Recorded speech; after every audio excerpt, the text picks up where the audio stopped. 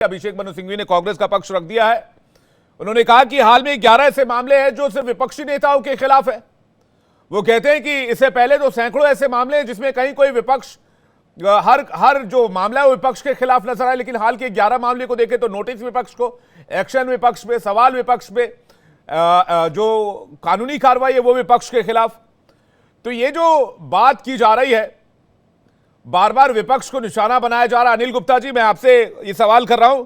थोड़ी देर पहले कहा अभिषेक मनु सिंघवी ने कहा कि भाई 2 महीने और रुक जाते, आदर्श आचार संहिता लग गई है, कंट्रोल इलेक्शन कमीशन के पास है, इलेक्शन कमीशन भी गए इंडिया ब्लॉक के नेता।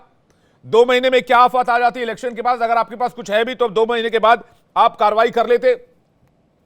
तो ये जो टाइमिंग है अनिल गुप्ता जी, ये जो टाइमिंग है और ये जो एक्शन लिया गया है और अरविंद केजरीवाल की गिरफ्तारी को लेकर जिस तरह से विपक्ष एकजुट आ गया है, इससे पहले विपक्ष कई मुद्दों पर बिखरा हुआ था, लेकिन आज सब इस बात का विरोध कर रहे हैं।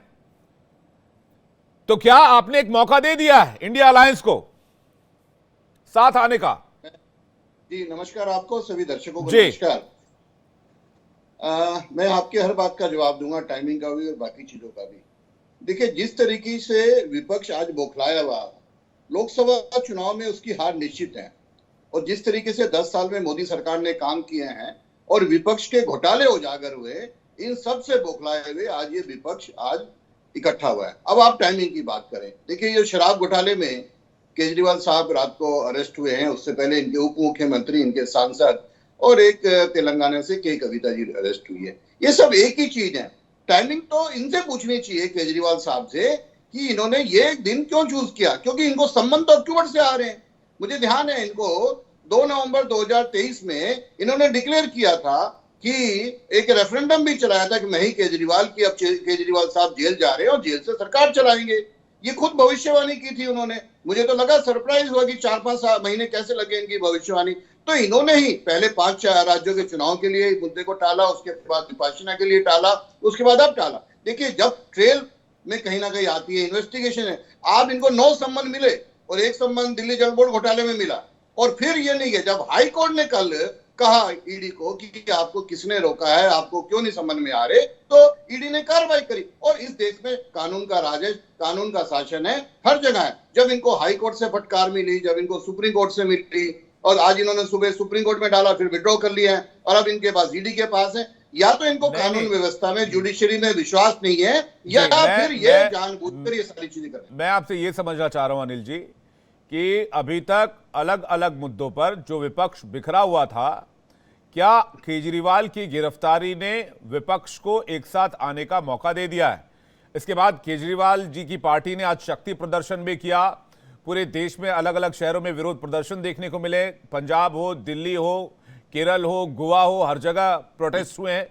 तो क्या आपने विपक्ष को मजबूत कर दिया? अगर 2 महीने रुक जाते, इलेक्शन के बाद स्टेप लेते तो शायद ऐसा नहीं होता। ये तो मुझे लगता है विपक्ष से पूछना चाहिए कि मजबूत किया या क्या किया। पर एक पुरानी कहावत है, अली बाबा 40 चोर। जब उनके पास ऊपर एक्शन होता है वो सारे इकट्ठे होते हैं। मुझे कोई चीज नहीं है, आप किसी पार्टी का देख लीजिए, कांग्रेस का देख लीजिए, कांग्रेस का क्या इस हिसाब से इन्होंने भ्रष्टाचार किए, किस तरीके नेशनल अवार्ड में इनके नेता बेल पे हैं, किस तरीके से बाकी पार्टियों की बात करें। पर कहीं ना कहीं अगर ये इकट्ठे होते हैं, पहले भी इकट्ठे हुए इंडी गठबंधन में, ये पहले से ही इकट्ठे हैं। आज अगर इनको लगा, क्योंकि इनको लग कर गया है कि लोकसभा चुनाव में ये कहीं खड़े नहीं होने वाले, और ये बात इनसे पूछनी चाहिए। अगर ये इकट्ठे हैं ना इकट्ठे हैं, बिखराव है, ये इनका मैटर है। जी ठीक है, आप ये कह रहे हैं जी, आप ये कह रहे हैं कि सब करप्शन के नाम पर एकजुट हो रहे हैं, इनके पास और कोई मुद्दा नहीं। शुभ के पास जा रहा हूं। शुभ, समन तो कई बार आए थे, आज अभिषेक मनु सिंघवी की जो दलीलें थी कोर्ट में, चाहे वो विक्रम चौधरी की दलीलें हो, चाहे वो गुप्ता जी की दलीलें हो, मैं सारी दलीलें बहुत बारीकियों से देख रहा हूं। विक्रम चौधरी ने कहा कि सारे जो जितने समन आए उसका जवाब हमने दिया, लेकिन अगर अरविंद केजरीवाल क्या आज पहले पेश हो जाते तो क्या आज ये स्थिति बनती जो आज स्थिति बनी है? राउस एवेन्यू कोर्ट में सुनवाई हो रही है, या उनको अरेस्ट किया गया है, या ये विपक्ष के खिलाफ इलेक्शन से पहले की कार्रवाई मानकर चल रहे हैं आप लोग? जी ये बिल्कुल, जो ईडी जो एजेंसी है उसका पूरा इतिहास रहा है। 95% उसके जो रेड होते हैं वो भारत में जो ऑपोजिशन है मोदी जी की उनके खिलाफ होते हैं। उसमें से 0.4% इनका कन्विक्शन रेट है। तो आप देख लीजिए कि ईडी को कैसे अस्त्र बना करके इस्तेमाल किया जा रहा है। टाइमिंग तो सस्पेक्ट है, क्योंकि जब मॉडल कोड ऑफ कंडक्ट देश में लग गया है, जब देश हमारा इलेक्शन कमीशन के अंडर आ गया है, तो फिर ईडी को कायदन ऐसा काम नहीं करना चाहिए। लेकिन आप सोचिए कि जो केस 2 साल से चल रहा हो और देश का इलेक्शन इतना नजदीक आने पे क्या कारण हो सकता है कि ईडी को एकाएक ये एक्शन लेना पड़े। ईडी भी तो पहले अरेस्ट कर सकती थी, क्यों नहीं अरेस्ट किया उन्होंने? तो ये सवाल तो ईडी से पूछना चाहिए। जहां तक कि कोऑपरेशन की बात है, अरविंद केजरीवाल जी ने सारे समन जो है उन पे रिप्लाई करा है। सारे जो समन आए थे वो उनकी इलीगैलिटी ईडी को सीधी सीधी बताई है। ना आप बता रहे कि किस कैपेसिटी पे आप बुला रहे हैं, देश के दिल्ली के मुख्यमंत्री के कैपेसिटी पे बुला रहे हैं, पार्टी के चीफ के कैपेसिटी पे बुला रहे हैं, पर्सनल कैपेसिटी पे बुला रहे हैं। ना आप बता रहे हैं कि आप एज अ विटनेस बता रहे हैं, एज एन अक्यूज बुला रहे हैं। ना आप बता रहे हैं कि किस स्कैम के किस धारा के तहत आप बुला रहे हैं। तो ये सब सवाल पूछना बनता है ना जाने के पहले।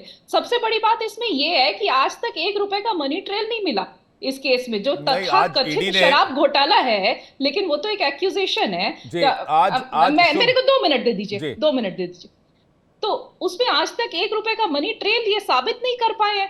सारा कुछ हियर से है कि किसी ने किसी से बोला, लेकिन वो पैसा मनीष सिसोदिया के पास कैसे पहुंचा, अरविंद केजरीवाल के पास कैसे पहुंचा, संजय सिंह के पास कैसे पहुंचा, आज तक ईडी नहीं साबित कर पाई। और ये बात बाकायदा कोर्ट ने बोली है ईडी से कि 2 मिनट तक आपका केस नहीं खड़ा रहेगा कोर्ट में अगर क्रॉस एग्जामिनेशन में आ गया। इसीलिए तो मनीष सिसोदिया के खिलाफ आज तक ट्रायल शुरू नहीं हो पाई है केस में। अब जहां तक कि अरविंद केजरीवाल जी की बात है और दिल्ली शराब तथाकथित घोटाले की बात है, पहले कहते थे हजार करोड़ का घोटाला है, फिर उसके बाद कहते हैं 600 करोड़ का घोटाला है, फिर उसके बाद ईडी ने जब अपनी वेबसाइट पे पब्लिश करा तो बोला 100 करोड़ का घोटाला है। आज कोर्ट में जाकर के ईडी कह रही है, आप देख लें कोर्ट में जो सारा रिकॉर्डेड इनका स्टेटमेंट है उसमें कह रहे 45 करोड़ का घोटाला है। तो ईडी भी किसी तरह से एक तंत्र चला रही है इनको फंसाने के लिए। ईडी ने इसमें 2 बात कही। ईडी ने कहा कि एक तो के कविता ने 100 करोड़ रुपए दिए और 45 करोड़ वाली बात जो है वो साउथ से गोवा घुमाया गया, जो गोवा इलेक्शंस पे खर्च किया गया। ये एलिगेशन ईडी की तरफ लगाया गया। और अप्रूवर के ऊपर बयान पर जहां तक शिकायत थी, उन्होंने कहा कि अप्रूवर्स के बयान सेक्शन 164 के अकॉर्डिंग जज के सामने रिकॉर्ड हुए हैं, तो वो एविडेंस माना जाएगा। जी बिल्कुल, आपने बहुत अच्छी बात बोली अप्रूवर के बारे में। और ये जो अप्रूवर जिनकी बात हो रही है ये ओनर है ऑरबिंदो फार्मा के, और ऑरबिंदो फार्मा ने इलेक्टोरल बॉन्ड्स के थ्रू भाजपा को 100 करोड़ रुपए दिए हैं। अब ये पूछा जाना चाहिए कि ऑरबिंदो फार्मा का जो ओनर था उनको जब अरेस्ट किया गया ईडी के द्वारा, उसके बाद उन्होंने भाजपा को इलेक्टोरल बॉन्ड्स के थ्रू पैसे क्यों दिए?